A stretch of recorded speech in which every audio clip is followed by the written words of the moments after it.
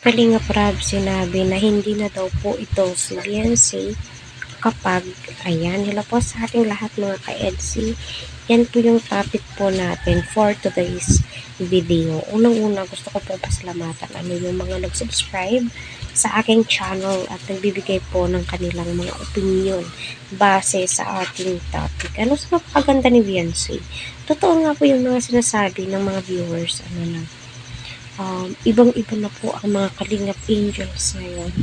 Lalong gumaganda, nagblubloom po sila kasi nga, naaalagaan po sila ng mabuti. Yung tipong pasan nila yung mundo, yung problema. Ngayon kita mo naman nakakangiti na po sila ng maganda.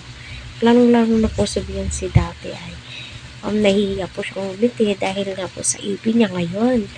Flex na flex ang kanyang braces. So, deserve mo yan, Beyonce. Kalain mo yun? 60,000 para sa brace lamang po ni Beyonce. Pupapasanood ka na lamang po talaga kung gaano ka-supportive ang Team Kalingap. Dahil po yan sa Team Kalingap, syempre. Kung wala ang Team Kalingap, wala po yung mga braces na yan. At ang nagbigay ang mga butihing sponsors ni Beyonce na way pagpalain po kayo. Ika nga ng isang komentor sa live ni Kalingap Rab ay sinabi niya nga po doon, bakit ang tahimik naman ng wifey? Ay nako, sabi din ni Kalingap Rab, tahimik po talaga itong si Beyonce at sabi din po ni Dara ay si Beyonce ang pinaka-tahimik sa lahat. Kaya nasabi ni Kalingap Rab, kung naging madaldal na po itong si Beyonce, hindi po yan siya. Kasi ang pagkakakilala po namin kay Beyonce ay tahimik po talaga.